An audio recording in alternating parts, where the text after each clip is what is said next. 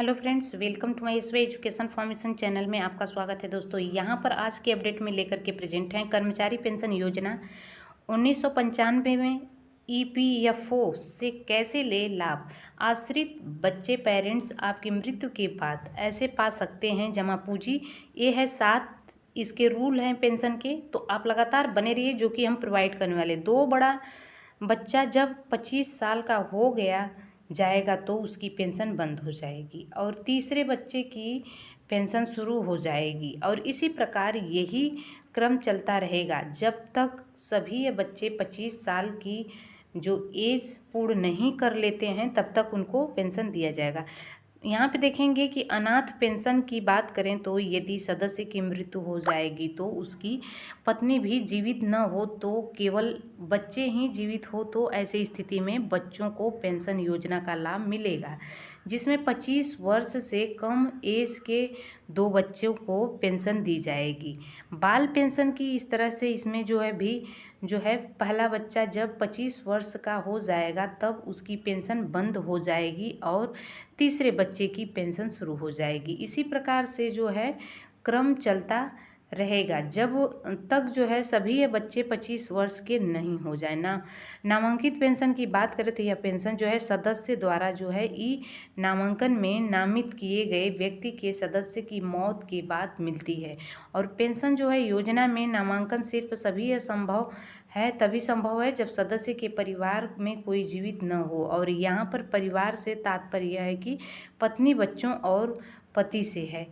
आश्रित माता पिता को पेंशन कैसे मिलता है। आश्रित माता पिता जो है को पेंशन का उल्लेख है कि यदि सदस्य की मौत के समय वह जो है अविवाहित हो तो उसने किसी भी सदस्य को नामनी न किया हो तो ऐसी अवस्था में उसके आश्रित जो है पिता को पेंशन दे होगी।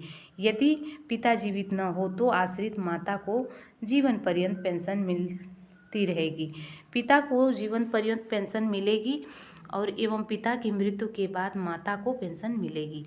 यह प्रोसेस ऑनलाइन शुरू प्रक्रिया चलता रहेगा और कुछ ऐसे हैं अपडेट जो कि आपको प्रोवाइड कर रहे हैं।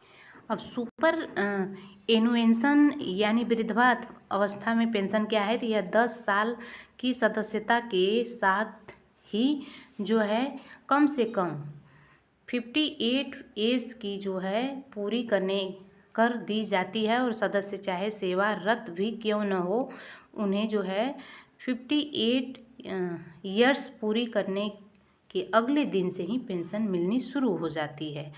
और इसमें जो है यदि पूर्व पेंशन क्या है, तो यदि सदस्य 10 वर्ष की सदस्यता के बाद नौकरी छोड़ देता है तो किसी भी ऐसे प्रतिष्ठान में काम नहीं कर रहा है जहां पर ईपीएफ 95 पेंशन योजना लागू हो तो वह सदस्य 50 वर्ष की एज पूरी करने के बाद पूर्व पेंशन यानी घटी दरों पर पेंशन प्राप्त कर सकता है।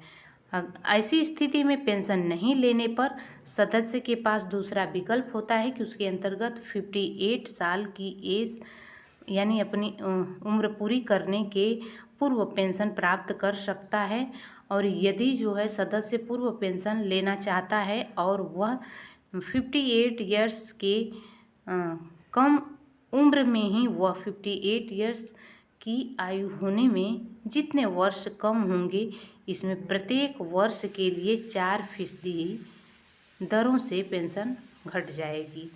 और बता देते हैं कि उदाहरण के लिए जान लीजिए कि आपको बताया जा रहा है कि जिस सदस्य को 58 ईयर्स की एज में 10,000 रुपये पेंशन मिलती है उसे 57 वर्ष की आयु में 4% की घटी दर के अनुसार 9,600 रुपये जो है 56 ईयर्स में एज में 9,200 यानी 16 रुपये पूर्व पेंशन के अधिनियम के अंतर्गत पेंशन राशि मिलेगी।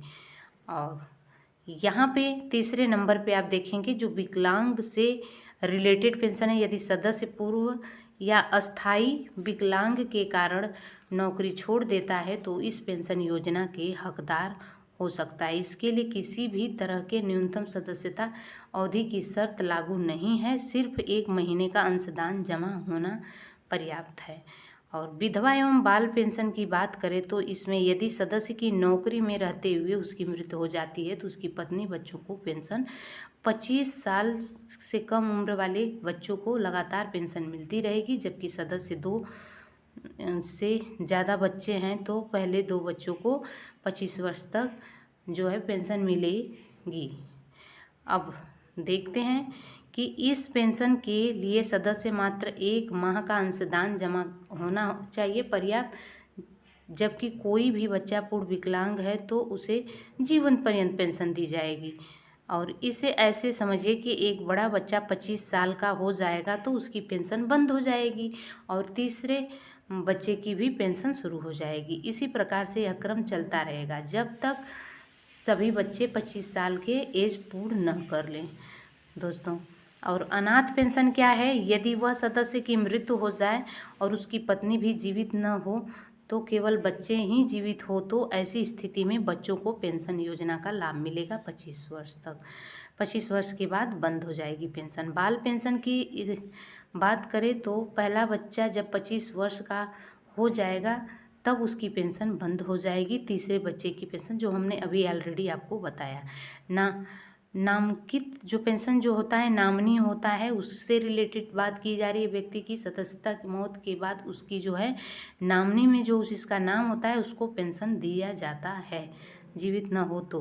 परिवार के जो पत्नी जैसे बच्चे हैं, पति है, उससे रिलेटेड। आश्रित माता पिता को पेंशन भी यहाँ पर दिया जाता है, ऑलरेडी जो हमने आपको शुरू में बताया। तो दोस्तों इस तरह की अपडेट पाने के लिए हमारे चैनल को सब्सक्राइब करें। Thanks for watching. God bless you.